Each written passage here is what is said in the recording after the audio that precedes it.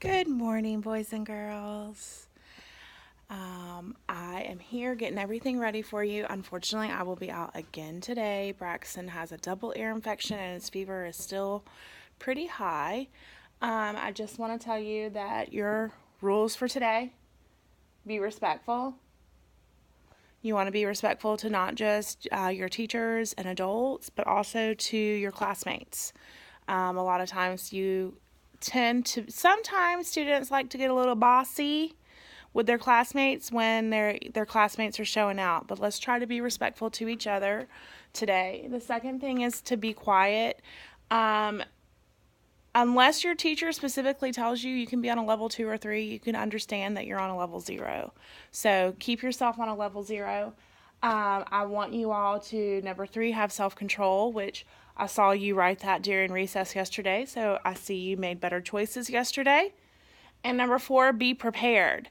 The way that I want you to be prepared is for homework tonight. So I've put up here that you need to review your speech 3 times. The way that you're going to do that is you're going to, if you sent your essay to me, I tried printing it off, and you will have 2 copies. One of them is for me to keep for myself to grade. The second one is for you to practice from. Tomorrow, we're going to cut them apart and put them on note cards, but today what I want you to do is practice saying your speech.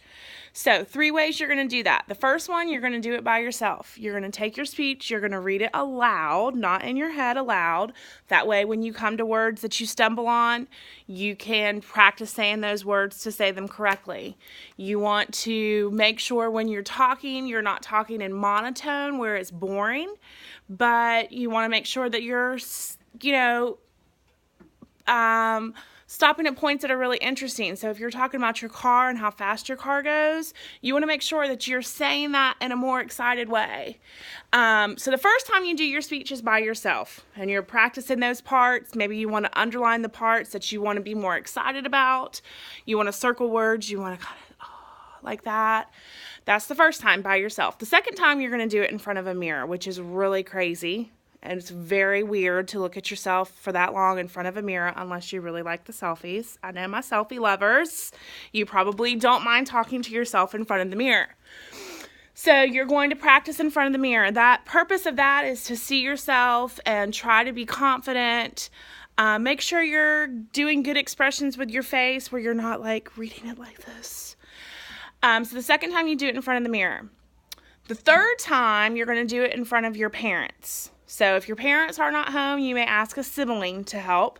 You're going to give your speech in front of them, but before you give your speech or you read it off the paper, you're going to ask them to give you 2 pieces of information when you're done. Don't look at my nasty nails. They're the last thing on my list. Anyway, 2 things that they're going to tell you. They're going to tell you a grow, which is something you can work on, and they're going to tell you a glow, which is something you did well. So your third speech is to people in your family, and they're going to tell you something you did good on and something you need to work on. The other way you can be prepared tonight is to study for 20 minutes. Your Roaring 20s test I have put up here is on Friday.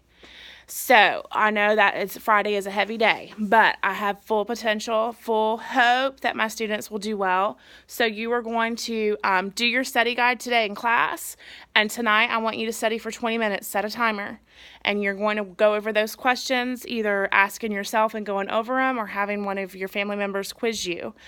Or if you don't have anyone at home, FaceTime each other, call each other, have each other work together on the phone, since a lot of you have cell phones.